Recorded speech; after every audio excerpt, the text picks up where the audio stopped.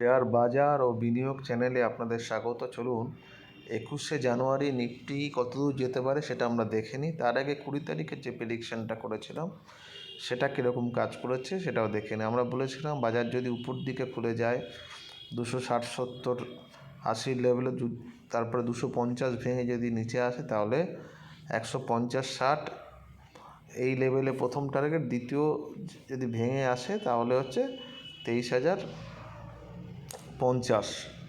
40 ভেঙে গেলে 23,040 ভেঙে গেলে বাজার অনেকটা নিচে যেতে পারে, এটা বলেছিলাম।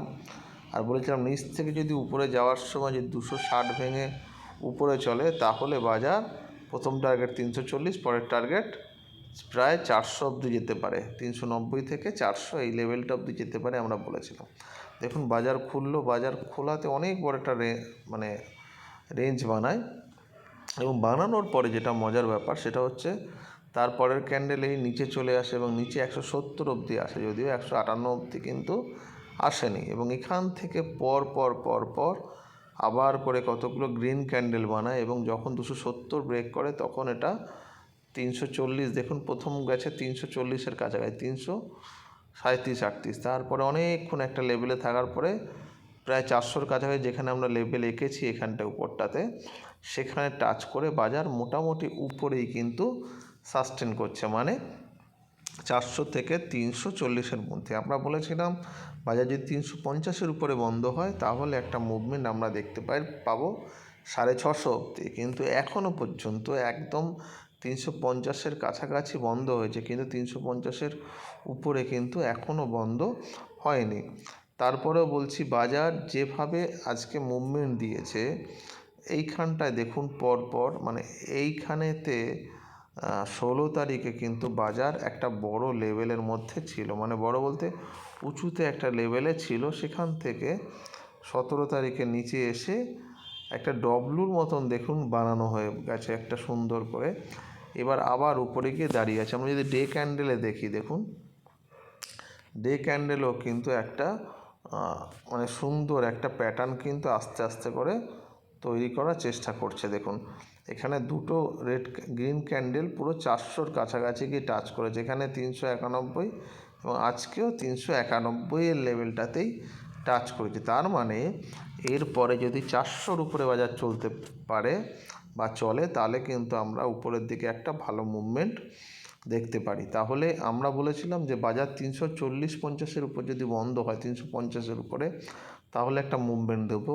এখন একটুখানি যেহেতু এই জায়গাটা অনেকটা সময় টেস্টেড হয়ে গেছে, এখন বলছি বাজার যদি 400-র উপরে বন্ধ হয় তাহলে আমরা একটা ভালো মুভমেন্ট দেখতে পাবো এই সপ্তাহতেই। এবার দেখুন যেটা বলার সেটা হচ্ছে বাজার যদি ফ্ল্যাট খুলে 400 ভাঙে তাহলে কালকেই আমরা 500 দেখতে পারি, ঠিক আছে। 500 থেকে 510 এই লেভেলটা, 510-এর উপরে যদি চলে 15-র উপরে তাহলে 570 এই লেভেল অবধি যেতে পারে। আর যদি বাজার দেখি নিচে খুলে গেল, নিচে খুলে যদি 250-এর লেভেলটায় যদি ভালো করে দাঁড়িয়ে যায় একটা গ্রিন ক্যান্ডেল বানায় তাহলে আবার সে বাজার 400 যাবে এবং 400-র উপরে চললে সেই 500 লেভেলে যেতে পারে। কিন্তু যদি বাজার ধরুন ফ্ল্যাটে খুলে গেল, খুলে গিয়ে 400 লেভেলের কাছ থেকে গিয়ে আবার নিচের দিকে ফিরে এলো, তাহলে আপনাকে 340-এর নিচে বেচতে হবে। ধরুন এইখানেতে মানে 400-র কাছাকাছি একটা রেড ক্যান্ডেল বানালো এবং বানানোর পরে 340 ভাঙলো, তাহলে কিন্তু আপনারা কালকে আবার এটা 250 দেখবেন, এবং 240-এর নিচে যদি যায় তাহলে হচ্ছে 165 অবধি যেতে পারে, ঠিক আছে।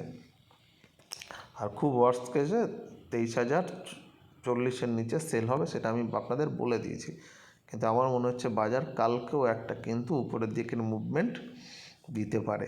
আজকে যেভাবে বাজার মানে সুন্দর করে উপর থেকে নিচে নেমে এসে গ্যাপটা ফিল আপ করলো, মানে এই জায়গায় বাজার খুলেছিল 300-র কাছাকাছি এসে গ্যাপ একটা হয়েছিল, গ্যাপটা ফিল আপ করে যেভাবে উঠেছে তাতে মনে হচ্ছে কালকেও বাজারে একটা মুভমেন্ট কিন্তু উপরের দিকে যেতে পারে, ঠিক আছে।